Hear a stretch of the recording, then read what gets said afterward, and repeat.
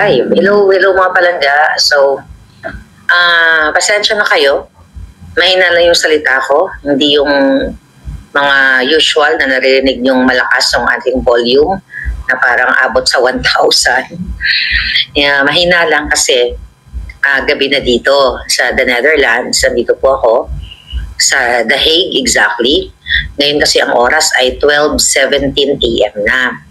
Kapatapos ko lang panoorin yung hearing kahapon dyan sa TRICOM, sa Tridor Committee, na kung saan ginipit nila, kinoerse nila, pinwersa nila ang mga resource person na mga kaibigan ko. Okay? At mga kasama ko sa pakikipaglaban sa taong bayan. So kung hindi kayo sanay sa boses ko, pagpasensya nyo na ako na medyo malambing ngayon tayo kahit mga demonyo yung kalaban natin. So, ang napanood ko pa lang ay si Crisette Chu at si MJ. So, gusto ko lang ipaalam sa inyo na 8, 9, 10, 11, 12. 4 hours na ako dito na nasa Netherlands. Kararating lang namin. Kanina nag-live tayo. Medyo gabi na, short lang. So yung napanood ko, halfway lang. Kalahati pa lang. So hindi ko pa naririnig yung ibang mga vloggers. So ang napanood ko lang si Crisette na talagang very emotional, which is naiintindihan mo, dahil coercion. Okay? Coercion, pagigipit, badgering, intimidation, pangkriminal. Yung ginawa ng mga putang buwaka ng ina nyo, na mga pangkriminal, na mga diskartehan dyan sa UAD Committee na dapat nga sa inyo ay natutunaw na sa mundong ibabaw, sa katsyotahan lahat ng inyong mga panggigipit. Ang hearing na ito, alam nyo naman yan, ang intensyon nila ay takutin kayong mga mamamayan na hindi na mag-post o hindi na magbigay ng opinion. Mamaya, isa-isahin natin yung mga tinakil doon na mga tinanong dito kay Crisette at kay MJ.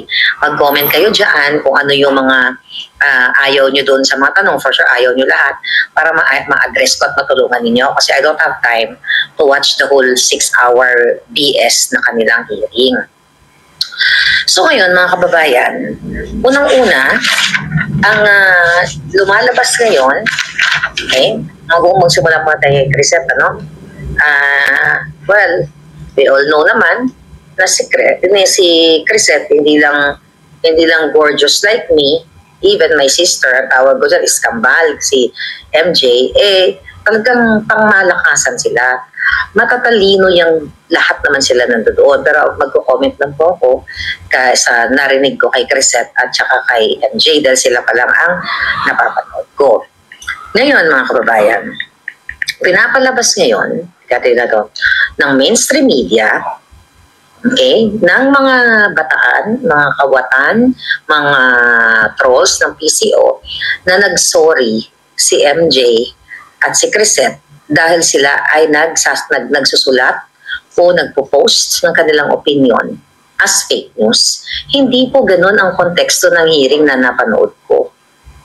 Kung kayo nakanood ng hearing ng part na yon, pilit na binibilang, I think, si Abante na, Your Honor, parang sabi niya, I would like to, parang sinasabi niya, I would like to emphasize or put on record na 3 beses na nag-sorry si Crisette, si MJ 2 beses, 3 beses, nililista nila. Ito'y mga palangga, okay, mga kababayan, ito ay panghaharas. Kasi, dun sa part ni MJ muna, ito na yung mga naalala ko. May mga nilista tayo dito para mapag-usapan natin. Nasabi nung I think Abante, or Paduano, sino ba nagsabi nun? Na sinasabi na, okay, kapag hindi ka nag-sorry, something like that, yes, Wendell Kremen, 3 times of coercion, na pag hindi ka nag-sorry, I will cite you in contempt. Anong ibig sabihin nun? Kapag hindi ka nag-sorry, ikukulong kita. Kanina nga, nasa harassment, yes, Andrea, Na ibig sabihin kung sa lingwahe ng mga kriminal na kapag hindi ka nagbayad ng ransom, gurgur ang ulo mo. Diba? Kapag hindi nagbigay ang magulang mo ng ransom na hiningi namin, katulad ng bata ng 14 years old, puputuli, utdo namon itong pinky mo. Yun po ang nakita natin. Ito ay mag-create, sorry, nakakatukay na naman kasi nakatok kami, sorry. Mahina na lang baka makatok kami kasi medyo chipanga lang yung aming hotel dahil budgetary, no? Chipanga lang kami palangga, walang pondo galing sa Pogo or sa China or whatever. Gusto natin Ngayon, okay, mamaya pag-usapan na yung warrant of arrest ko. Okay, ngayon mga kababayan, nararamdaman ko yung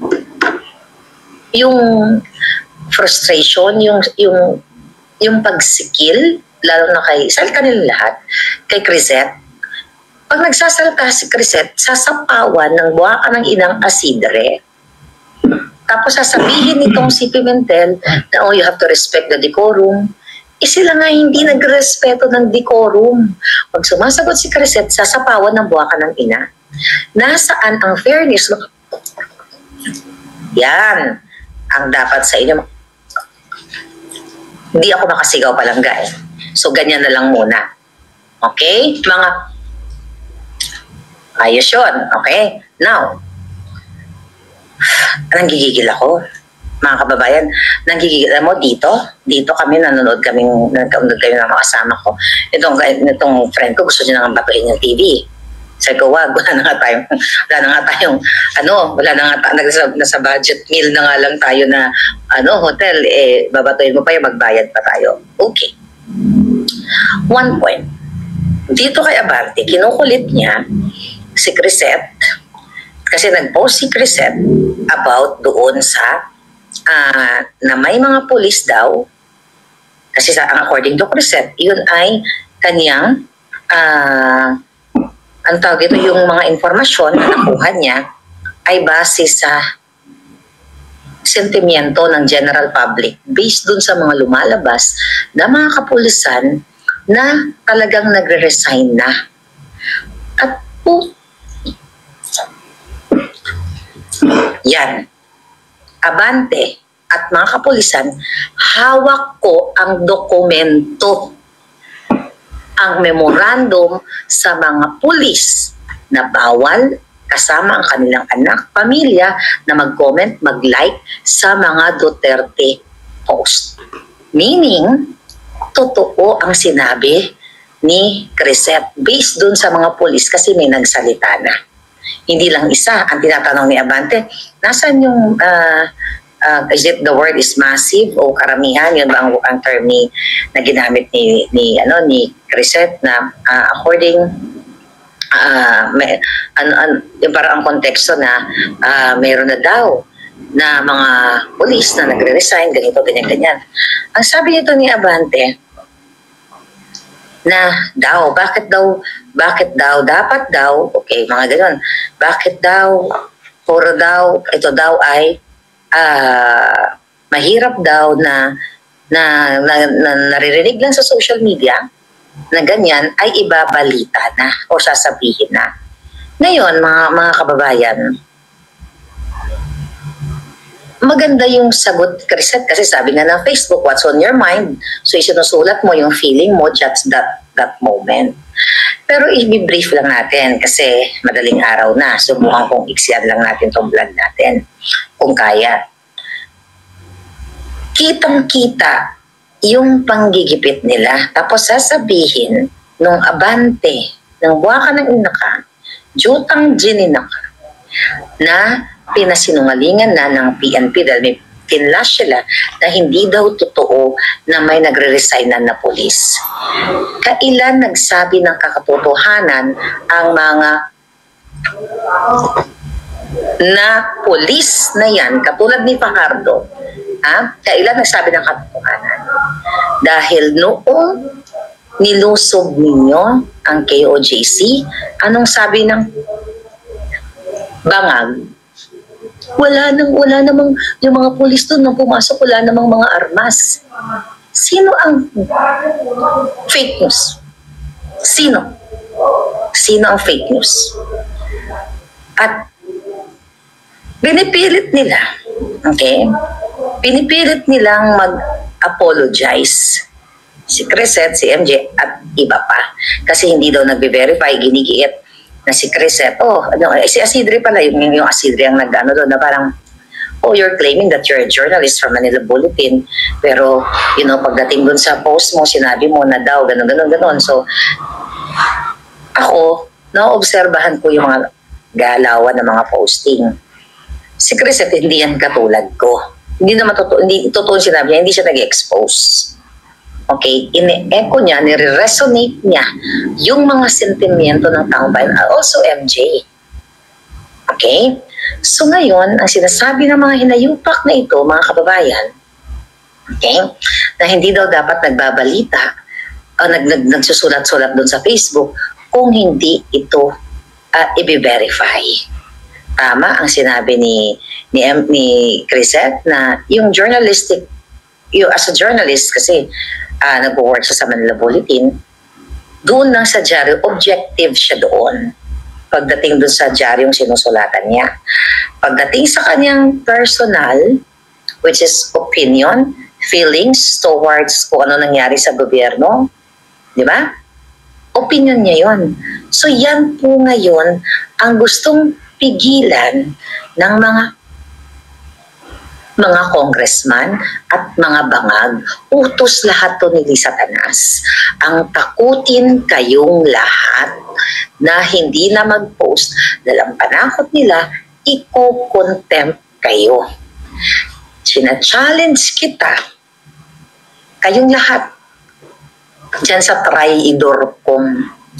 Pasisinungalingan ko yung finlash ninyong post ng PNP, even ng AFP, di ba? Na hindi totoo na kino-coerce nyo ang mga kapulisan na wag mag-post, wag mag-comment, wag mag-like, wag mag-share sa mga Duterte post. Pinost ko na yan sa Facebook Boljaka natin, mga kababayan. At yan ay original na document na nag-leak. Nilileak sa atin ng puting ahas na actually, naka-blurred lang tayo. Hindi lang yan nagsimula ngayon. Even nung January 2024, nung kick-off ng mga bangag, kick-off party, nalala niyo yun? Nag-party, nagkaroon ng Maisog rally sa Davao. Then, nag-kick-off party sila bangag. Doon nila binigay yung mga ayuda para dumami yung tao. Meron ng mga dokumento, if you talk about documents, mamaya pag-usapan, mga dokumentong inilabas ko na totoong dokumento na ang bangag na gobyernong ito ay may memorandum sa mga kapulisan na dapat magpalit ng picture ng bagong alyansa ng mga bagong bangag at wag nga mag-like and comment. Kaya sabi ko, ang definition ng fake news ay Satanas at bangag at itong mga buwaka ng inang itong Senado at Tricom. Ang ang napaka-unfair kasi nung unang nag-hearing sila, meron dun resource person na pinayagan nilang mag-Zoom. Sa Zoom, online. By the way, si SAS, di ba, hindi nila pinayagan? Ako, willing akong makinig, magsalita. Kung gusto nila akong magsalita via Zoom. Pero si SAS, hindi pinayagan, di ba? Dalang sabi, mga members lang daw. Ganito po kabayas, ito mga jutang gininang ito. Yung resource person, last hearing nila, first hearing nila, pinayagan nila, based in America yata yung lalaki yun, kung natatanda ninyo. Pagdating sa amin, pagdating kay SAS, hindi kami pwedeng pumunta sa Zoom kasi the intention is ikulong kami. Patahimikin si Maharlika, patahimikin ang mga vloggers. Kaya gigil na gigil sila. Kinig out nila si SAS daw. Wala pa tayo, bukas na lang yung kay SAS kasi hindi ko pa napanood so hindi ako makapag-comment. Okay? Focus tayo dito kay Crisette.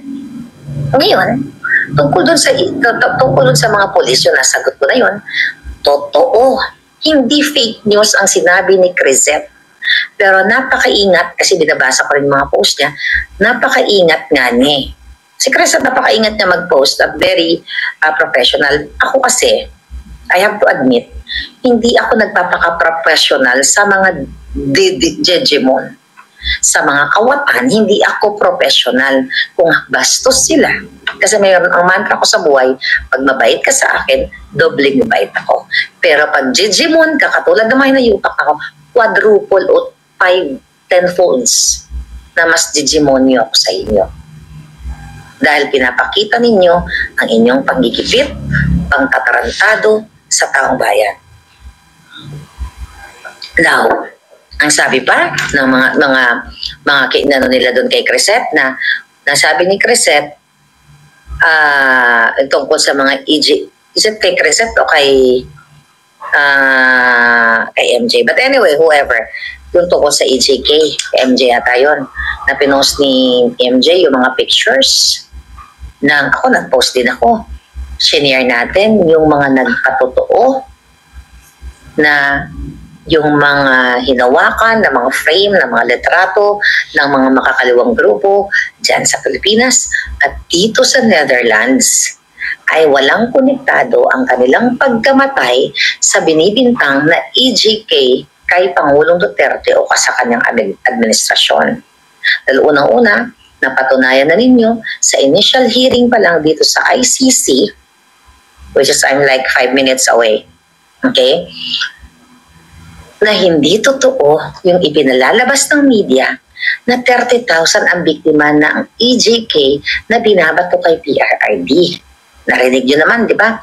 In span of 10 years, 43 katao ang binibintang nila kay PRRD.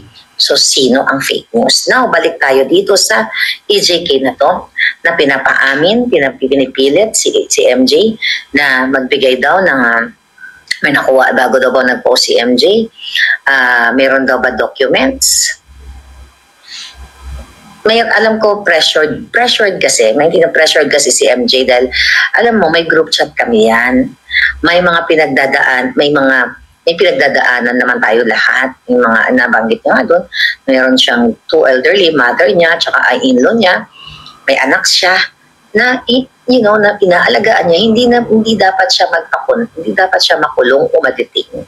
Kasi yun naman ang gusto nila, ikulong. Walang puso to, mga putang mga buwaka ng Genemis. Wala kayong puso. Napakatapang nyo lang, kayo Abante, Paduano, Asidre, lahat kayong mga inayo, napakatapang nyo lang dahil nandyan kayo sa Kongreso.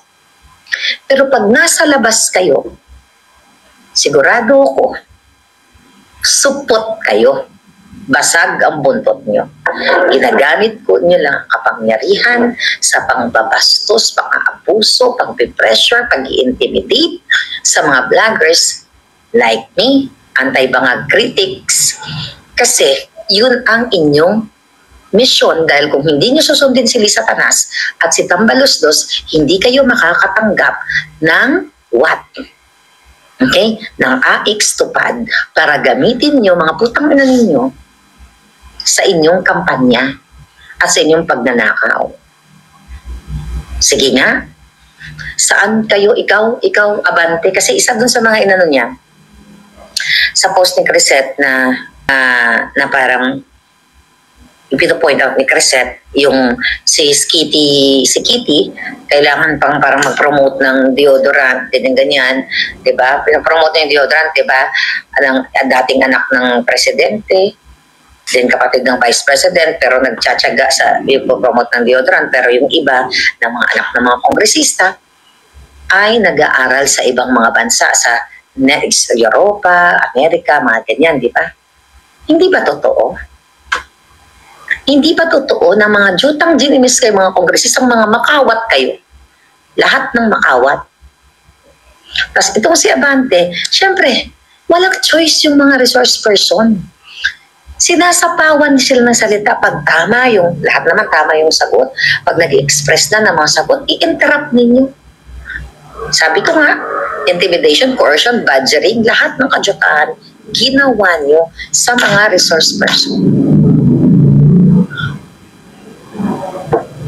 Ngayon, mga kababayan, at idinidikit pa nitong ni Asidre, na yung issue sa post ni Crisette na balita, ano daw, may mga nagre-resign na daw, na may mga nagre-resign na mga pulis, ito daw ay may connection sa national security.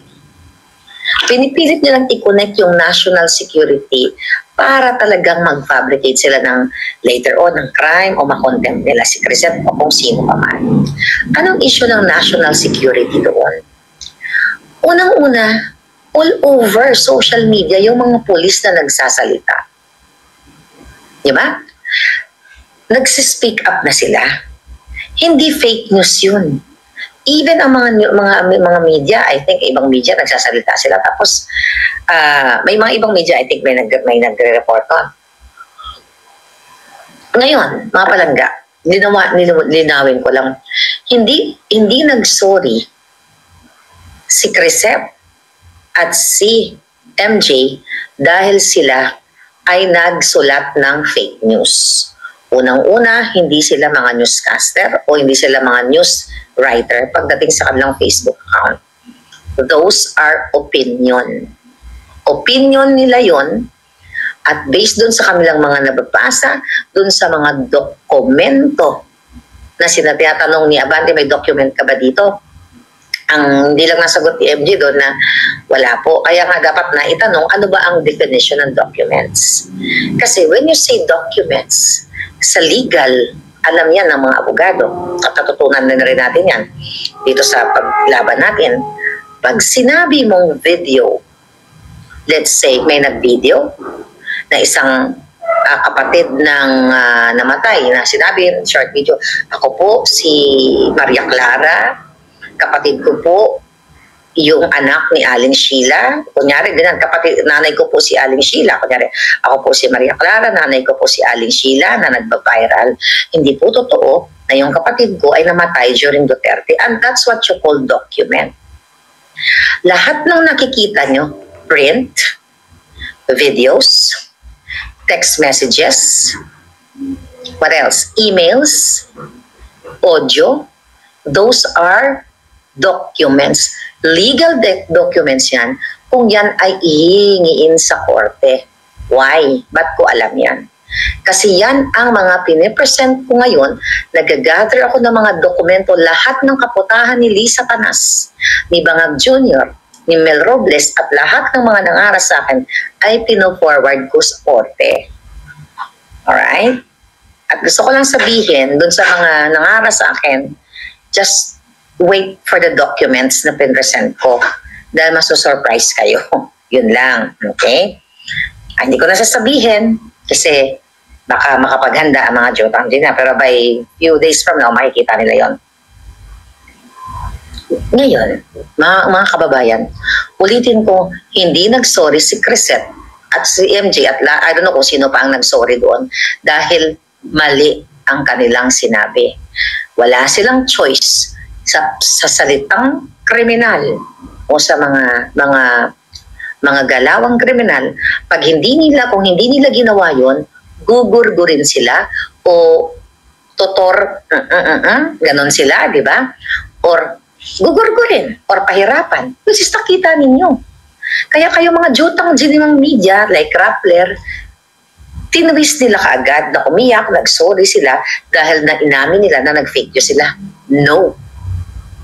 Dahil tinawag ni Crisette na tanga ang mga kongresista. Talaga naman tanga kayo. Hindi lang kayo tanga, mga magnanakaw kayo, mga buwakan ng ina ninyo. O sige, tawag niyo ako sa Zoom, sasagutin ko kayo lahat. Kaya kayo galit na galit sa akin dahil ang ultimate solution nyo is gurgur.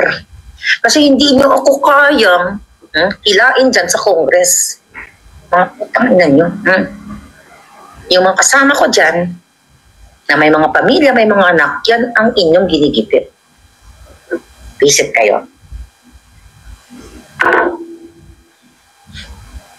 Ngayon, sinasabi ninyo na sinasabi na itong mga hinayupak na to na confirm daw sa Human Rights Commission at sa committee nila na totoo daw yung mga biktima ng EJK.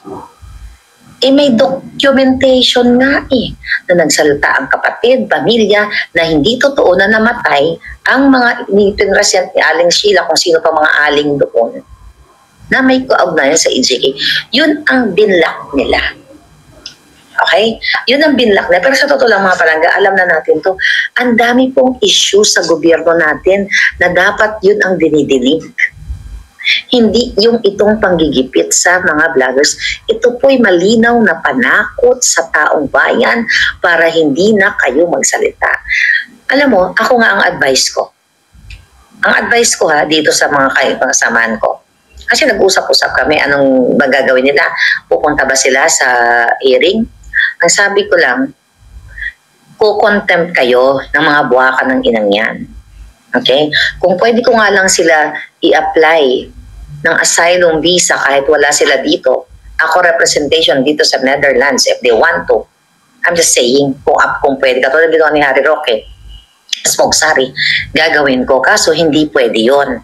Kailangan ang mag-seek ng asylum, present siya sa bansang ito. Kung pwede lang na may representative, ako si Marlica po, ginigipit ito mga kasamahan ko, pwede ba? Bigyan nyo na sila at, whatever, just for the heck. Pero hindi yan, that's impossible. Ako, ang advice ko, huwag nyo nang siputin yung mga yan. You just do legal way, whatever, kung anong legal. Pagtanong kayo sa abogado na pwedeng siya. Kasi ikukontempt kayo. Look at Colonel Grijaldo. Kabaro pa nila yan. Si Colonel Grijaldo, balikan natin, hanggang ngayon nakakulong. December, January, February, March. Mag-April na, 4 months. Ganito kahayop itong mga yawang ito. Okay? Meron lang tayong gugurgurin, mga pakalbalas ni Lisa. O yan, mga padala niya. Ngayon, mga kababayan, ang sinasabi pa doon na hinihingan ng dokumento si MJ tungkol sa mga post niya, alam mo, magaling ang sagot ni MJ din kung tutusin. So parang sinabi niya, Mr. Chair, so ibig sabihin yung parang hindi, wag na tayo maniwala sa mga news kasi kailangan mag-provide muna sila ng documents or documents ang term doon. Hindi ba ang mga news writer, ang mga media, ano ba ang balita nila? Ayon sa aking pupuwit, allegedly, merong pinatay, ninakaw, ang pinatay ay involved sa droga. Ganito katulad ng sinabi ko na, allegedly, ayon sa ating puting ahas, si Lisa Tanas ay kinwestiyon, hinold for question dito sa Beverly Hills dahil hanggang ngayon hindi nga nila mabigyan ng sympathy letter or post itong yung kanilang entourage, kasama sa entourage na namatay allegedly sa Pulburon. Actually, bigyan ko lang kayo ng konting update. Bago ako umalis, yesterday from LA going here in the Netherlands, dapat wala na kasi akong time, narag ako, talagang nag-impake ako siguro mga 2 hours before ako pumunta sa airport dahil busy-busy yan. Tinawagan ko yung Beverly Hills. Sinabi ko na actually nag-file po ako ng request for documents sa Beverly Hills Police Department. So ngayon pina-follow up ko kasi nag-file ako nung March, kung hindi ako nagkakamali, March 13 ako nag-file kasi hinihingi ko yung mga public documents na pwede kong ma-obtain as a citizen. Kasi sabi ko, yung pagkamatay, actually ito ang sabi ko, alam nung police na may namatay na person, na yung kasama sa entourage ni Lisa Tanas. Ngayon, ang sabi niya, ikaw ba yung tumawag nung nakaraan? Sabi ko, no, sabi ko na gano'n, maybe there's a lot of people calling you guys because this is a national issue in the Philippines. Sabi ko, the victim who allegedly died due to overdose, sabi ko, is the friend of the First Lady and kasama na sa entourage, So we have to know, sabi ko, as a Filipino, as a concerned citizen, sabi ko sa kanya, I want to know kung ano yung nangyari if I can obtain lang naman. Kasi syempre hindi lahat ng dokumento ay ibibigay. So yung sabi ko lang, yung possible. Ang tagal namin nag-usap doon sa yung sino man yung nakausap ko. Ngayon, ang sabi niya, wala pang report, you just submitted. Sabi niya, you just submitted your report. I think, sabi niya March 13. So usually we give information like, like 10 days or more than that, ganyan. But you are welcome to come here to talk to our investigative CHUVA, investigative agent, to inquire more about it. Paalis na ako. Sabi ko, maybe I'll schedule when I come back kasi I'm leaving for Netherlands, So yun ang chika doon. Kasi sabi ko, allegedly, may namatay na na-drag over D. Pero may possibility na baka hindi ilabas. I don't know what's gonna happen kasi nga, sinabi ko nga sa inyo na ayon sa ating puting ahas, allegedly, kaya hindi nakulong si Lisa kung siya man ay kasabwat. Allegedly, kasi meron siyang extended immunity. Okay? Hindi ko sinabi na nakulong siya. Iba po ang na-jail sa na-hold for questioning. Yan kasi ang pinapakalat ng mga bubu na mainstream media na walang kayong karapatan maging media, maging reporter dahil kayo talaga ay mga show nga bells. Maring iba sa inyo, bayad o natatakot sa chilling effect na nangyayari ngayon. Alam ko ang mga galawan. Now, balik tayo dito sa ginagawa ninyo. Ngayon, ang hirap kasi dun sa part ni MJ na hinahapan siya ng document, parang ang dating sa akin, wala ka palang hawak na dokumento eh. So wala kang karapatan mag-opinion. So ibig sabihin, kung susundan natin yung kadyotahan nila na hindi ka na pwede pag may nakita ka sa news na kung ano man ang pangyayari, hindi ka na pwedeng mag-react kasi you have to obtain documents. What kind of documents? Official documents? Authenticated ba? I have it here. Teka lang. Dali lang.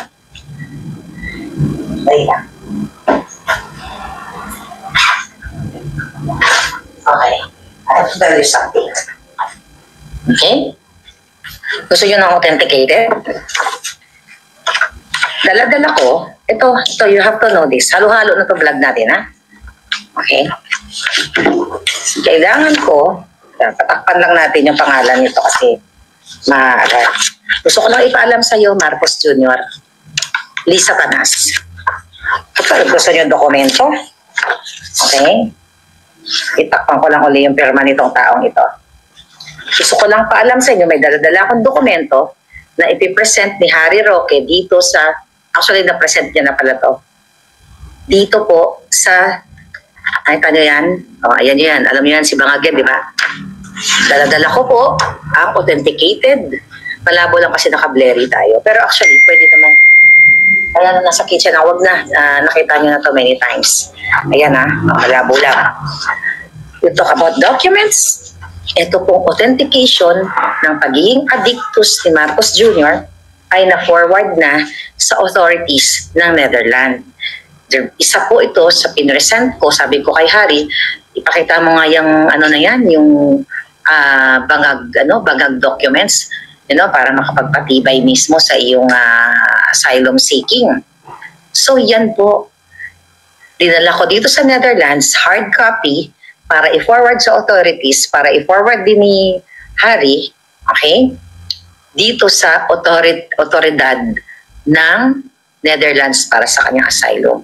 Ngayon, kasi alam ko, gusto akong paatinin yata doon sa part, may nag-send sa akin na, gusto nilang, wala kasi ako natanggap na invitation galing from TRICOM o Tridorcom.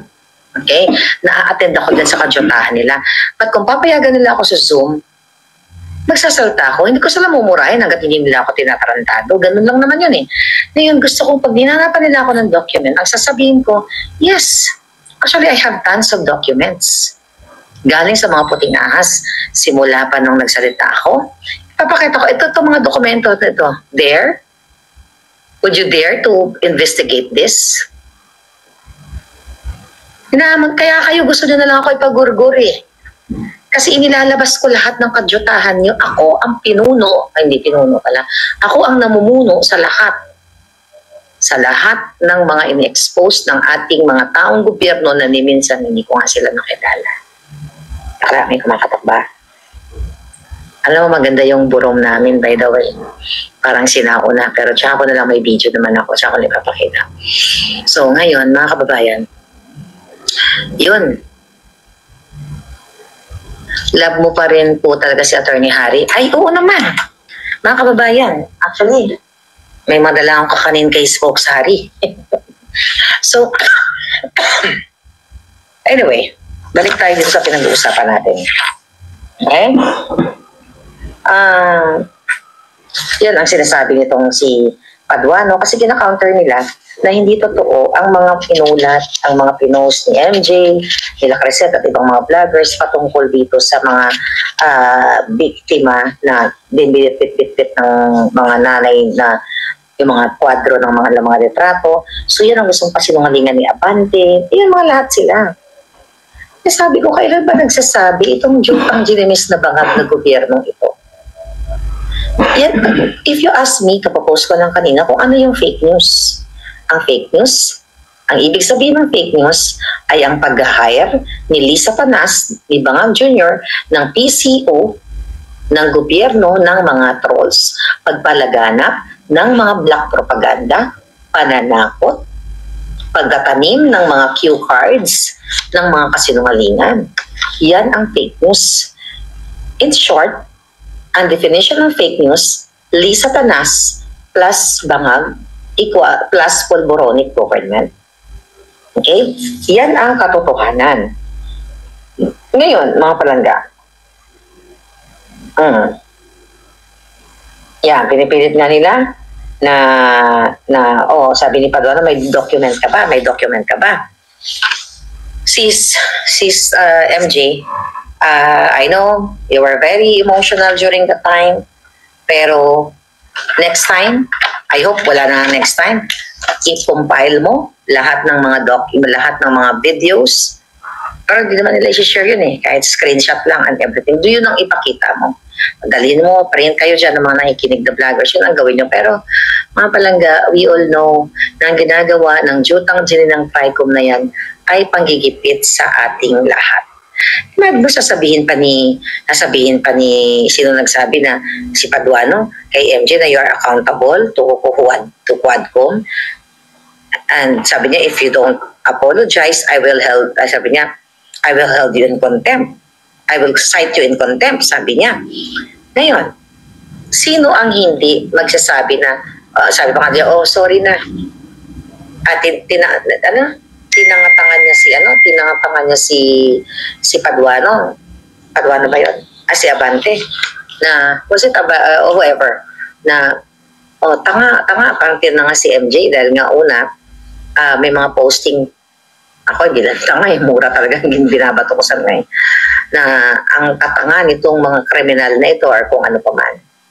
Nakita niyong pagbagsak-bagsak ng papel nitong si Paduano, na tanga ka pala Tapos kaya sabi ni MJ, naiyak si MJ na, ako na po yung tanga. Kung matalino kang Pilipino, kung nanood ka kung paano gipitin, takutin, iharas, lahat ng intimidation doon sa mga vloggers, ito na po yung larawan ng ating bayan ng namumuno sa Kongreso, lalo na dyan, sa Senado, sa Bangag, sa Malacanang, ay mga criminal style ang ginagawa. Diktadurya, Abante, sabi ni Mary. Pasensya ka na. Thank you, Mary Jane, kasi wala pa akong tulog. Like 2 days na yata ako walang tulog. Dahil sa biyahe and everything, ako natulog masyado sa aeroplano. Ngayon, sino ngayon ang nagsasabi ng katotohanan? Ang nagsasabi ng katotohanan, si Maharlika, si MJ, si Crescent, lahat ng mga anti-critic vloggers. Bakit ginagawa to sa atin? Para lahat kayong mga Pilipino ay matakot, wag nang mag-share, wag na mag-comment. Yan ang message nitong kanilang hearing na ito. Pagbusal sa ating lahat. Pakikipagsabwatan ng lahat sila na nakikinabang dito sa Nung umiyak pa si MJ, dito sa kanilang, sa bangag na gobyerno, nung umiyak si MJ, nagsalta yung JJ Suarez na nothing to be afraid kung mag-cooperate lang, wala namang mako-contempt. At sabi niya, wala naman nagsabi, iko-contempt ka eh. Kasi naiyak ang si MJ. Ano walang nagsabi? Tinakot na nga ni Paduano eh. Diba? Tinakot niyo na nga na kapag hindi nag-sorry, ay isa-cite niyo in contempt. Ganito po ka-criminal ang ginagawa, criminal style, ang ginagawa ng Fuad Tricom Committee. Kung gusto niyo marinig ang bunganga ko, at gusto niyo akong gisahin, kahit paikot-ikutin niyo pa ako ng mga misleading questions ninyo, or mga entrapment question ninyo, bring it on. Kung hindi niyo ako papayagan, katulad ng pag-kick-out nyo kay SAS, isa lang ang ibig sabihin yan. Wala kayong plano na mag-hearing-hearing to aid in legislation, kundi in aid of contempt, in aid of harasin kaming lahat. Kasi ano ba ang important? Ano ba ang tinatawag na resource person? Nag-iimbita kayo ng resource person para makakapagbigay linaw ng kanilang kaalaman, kanilang na mga eksperyensya sa larangan ng kanilang, katulad dito sa pagiging content creator o pagiging social media critics or whatever. Hindi yan ang purpose ninyo. Bakit gusto nyo si SAS mag-submit ang kanyang sarili? Gusto nyong ikulong, kasuhan, or pwedeng tamnan ng pulburon. Bakit si Maharlika gusto nyong umuwi sa Pilipinas, umuwi o bumakasyon? Dahil, when you say uwi, you have to uwi sa bahay mo. My home is not Philippines anymore. My home is maybe here in Netherlands, but my home is in Los Angeles. Di ba? So, ang purpose nila, mga kababayan, takutin kayo. Huwag kayong matakot. Hanggat buhay ako, okay, pipilitin natin, hindi ako kailang pilitin, magsalta dito. Ako po, 2023 pa lang, meron ng warrant of arrest. Alam ko yan, nahuli ka na nga dyan, NBI Director Santiago, kasi nila ngayon meron sila ngayong post, di ba, na ang ABS-CBN, tinakpan yung pangalan ko, merong kilalang vlogger sa ibang bansa, o tingnan mo lang nakita ko kanina nung pagdating ko kasi hindi ako makakonect ng internet doon sa aeroplano kasi ang mahal din ng internet. So, tipid-tipid talagang lola. Vlogger, warrant of arrest. Alright? Kaya nagpahinga na lang ako. Hindi na ako although as much as I want to, listen sana. So, alright. Ang sabi dito, sabi ng ABS-CBN, may nakabinbin ng warrant laban sa isang kilalang vlogger na naninira at nagpapakalat umano ng peking balita tungkol sa gobyerno ayon kay NBI Director Jaime Santiago. Okay, alam niyo na yun, di ba? Pinangalanan niya ako.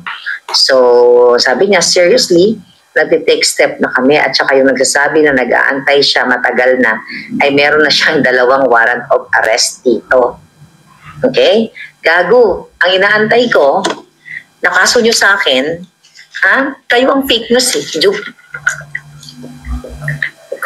Yan.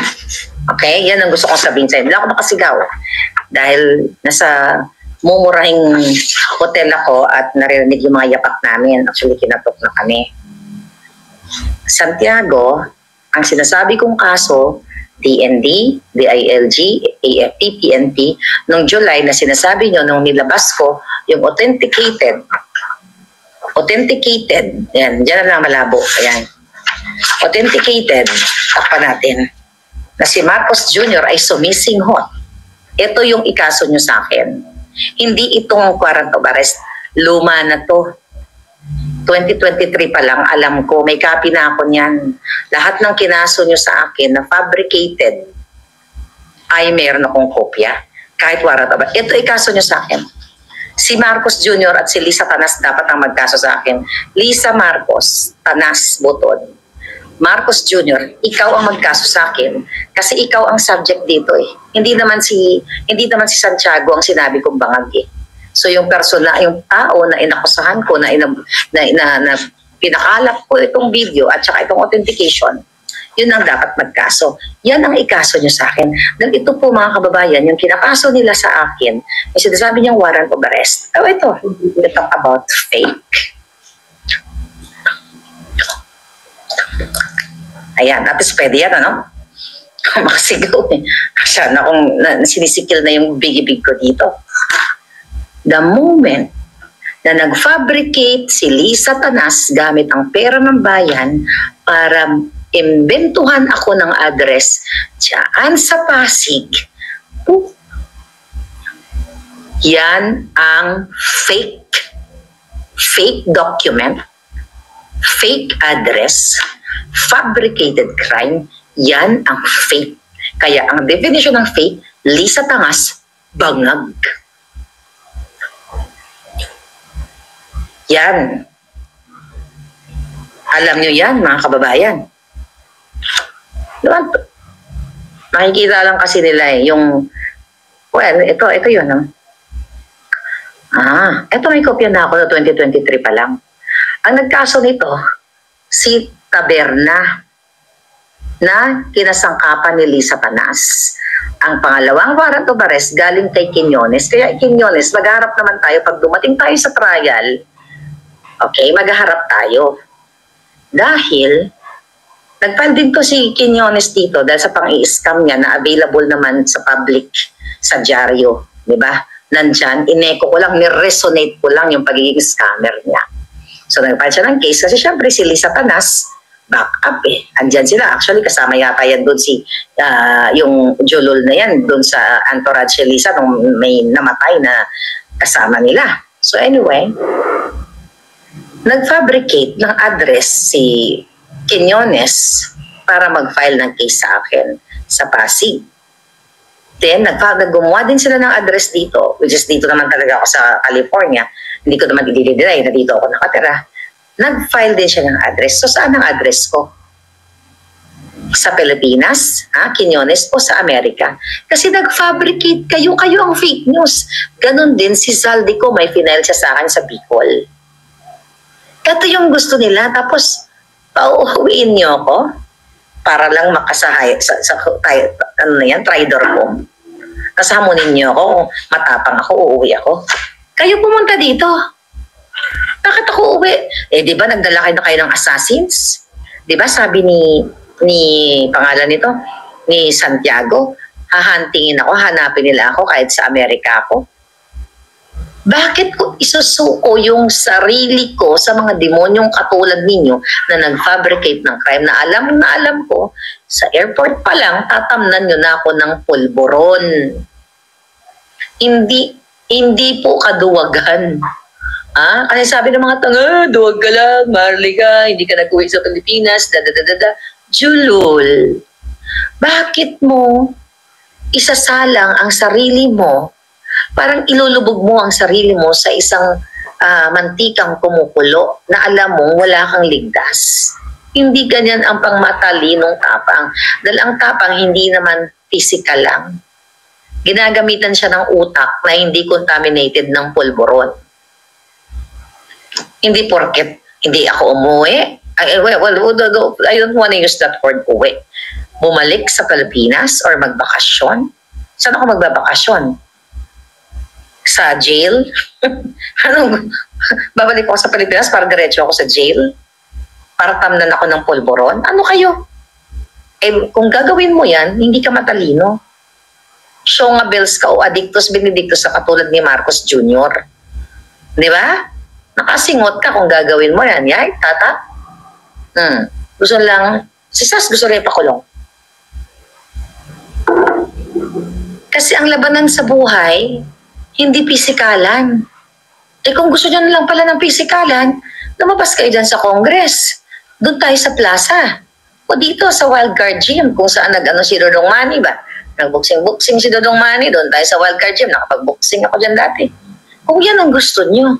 Pero ang laban, pang matalinuhan at may puso, kung saan narinig nyo si MJ, si Crezet, sorry doon sa ibang vloggers, hindi ko pa pa-mention kasi hindi ko pa narinig lahat, na nilabanan kayo sa ngalan ng katotohanan, pero pinuwersan nyo, ginipit nyo.